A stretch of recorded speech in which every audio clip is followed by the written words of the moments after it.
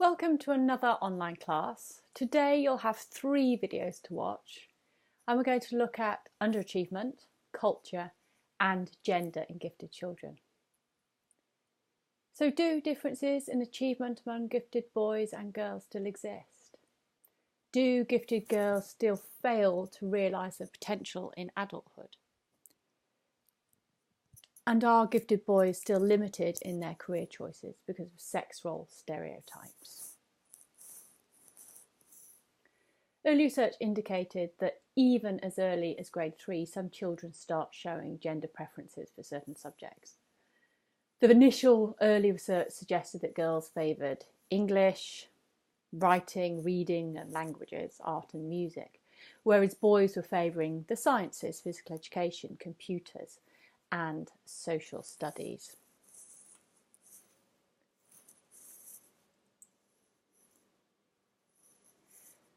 Freeman in 2004 reported that gifted girls in Britain were surpassing those of gifted boys in almost all areas of study across various ages. This was attributed to 2 factors. British girls are believed to demonstrate greater confidence in their abilities, and the British curriculum, in particular the assessments, incorporate styles and contents such as extended prose, written portfolios and research projects that really encourage female study patterns. However, more recent studies indicate this view may have been unstable. More recent research indicates in the United States it has actually shown a very different picture, with gifted males consistently outperforming girls on science, technology, engineering and math subjects and non-verbal assessments by as much as 3 to 1. The international scene shows that in 2013, 10 years of data from the Programme for International Study Assessment has determined that there are gender differences in mathematics and reading performance of nearly 1.5 million 15-year-olds within 17 different countries. Overall, they suggested that boys scored higher than girls in maths but lower than girls in reading. And although there are countries where girls are found to score higher than boys, the research also stated that they found no evidence supporting that sex differences were in any way related to the gender equality indications of particular nations. With regards to careers, a 5-year United Kingdom study of more than 19,000 participants in 2013 found that only 50% of 14 to 17-year-olds sought STEM subjects as a career. Science was found to be socially constructed in that teachers often favoured boys, perceiving them to be more naturally able, even when girls' school marks were actually higher. And in 2010, Radalski and Callahan noted that boys' lower self-perceptions of their abilities in the humanities, so geography and history, etc., were consequently limiting their career options.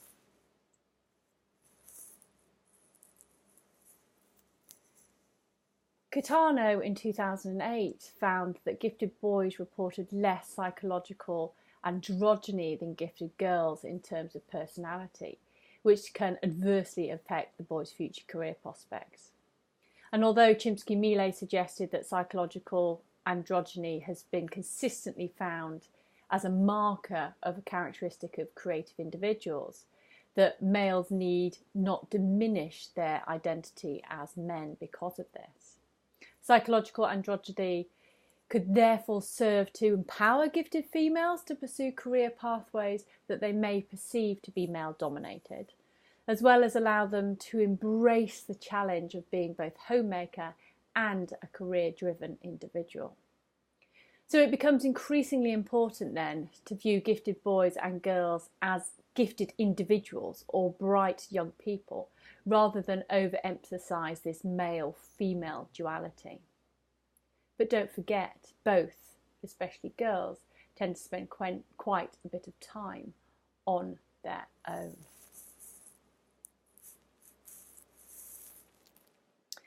So research that ignores these cultural aspects of self-concept and motivation can really distort developmental understanding and conclusions drawn from this practice. It then becomes imperative to examine empirical findings coming from different cultural backgrounds.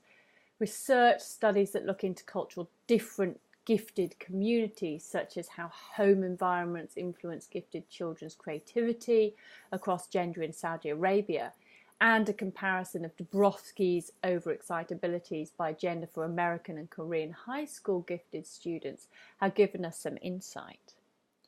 These research studies coming from cultural different backgrounds demonstrate different realities when it comes to self-concept and achievement across gender.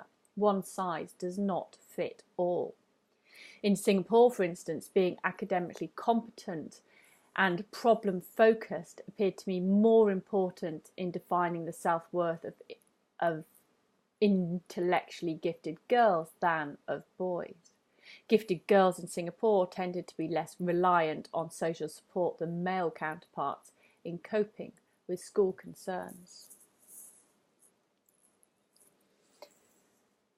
We do also need to consider special issues, and this includes underachievement, which we'll talk about in the next video. We also need to understand twice as exceptional children, including ADHD diagnosis, which is higher in boys than it is in girls. And also the fact that you can be bullied if you are gifted because you just don't quite fit in. So there are other issues we also need to consider. So what contributes to these problems? School materials and culture, teacher behaviour, gender role stereotypes, and the real gender differences. Now let's take these in turn. School materials and culture. It is a potential problem for both boys and girls. The perceived lack of relevance of what the curriculum provides for these children and the stereotyped gender roles in books, but also in TV and in culture plays a big role in the problematic events that these children face. Most research has focused on behaviour detrimental to girls, particularly focusing on how teachers interact with their students and also the expectations they have for them, demonstrating that teachers are less likely to call on girls and that they have higher expectation for boys. Teachers should really help gifted students realise that the school achievement is not life achievement, and that gifted and talented students should be given opportunities in a broad range of career fields regardless of their gender. And although there is a need for teachers to encourage gifted girls in maths, science and technology, the girls should also not be made to feel that careers in the humanities and arts are not good enough for them. So gender role stereotypes. Some studies have shown that differential treatment of males and females begins at an early age, starting actually with parents, and that parents of female children generally don't buy as many mathematical related toys and games as do parents of males. And this really puts their female children at a distinct disadvantage when they enter the classroom. Other studies have found that parents of female children are more likely to downplay the importance of mathematics. So there really are gender stereotypes even from a very early age. With regards to boys, this stereotype of them being a winner, that they may be bullied more than girls, that they may be this sort of wimp or nerd because they are gifted and talented, and the fact that it's limiting their career choices because we want them and expect them to go into the STEM sciences rather than the humanities. So what are some of the ways that parents and schools can help? Well, things that families can do. They can promote autonomy of each child, whatever they want to do. We can communicate their high expectations, but not put pressure on the children to succeed. We can avoid this sexist language towards one child or another. Be involved in the child's education and watch for unspoken gender stereotyped messages. And really we can start intervening in early elementary school. We don't want to wait until a problem occurs before we have to deal with it. So things to look for in an educational setting. We need to think about the way in which the curriculum is written, and we've done a lot on different types of curriculum and programme planning over the course. You need to look at the types of assessment. Are they geared towards both genders? Are they stereotyped for particular boys or girls? We need to think about the way in which we evaluate these assessments. Are they written in long paragraphs that girls are better at, or are we talking about short answer multiple choice questions that favour boys? And then we're talking about sometimes single sex groups for some tasks, or even schooling. And if you read the paper that I refer to at the end, it's a fantastic view of the way in which we should educate children in single sex schools or in co-ed schools. We need to illustrate an acceptance of multiple ways of approaching these problems. We need parent involvement because, as we said before, parents are the best way at identifying their children. They know their needs. They need a variety of role models in a variety of different fields so they can choose what they want to go into. And they need to focus on many uses of computer technology for the future because we don't know what jobs are going to be out there for them, but we need to give them the best chances and the opportunities that we can. So just some questions to consider then. In what ways are girls treated differently in schools and in society? Particularly in the world globally, but also within Hong Kong. What are the differences in culture?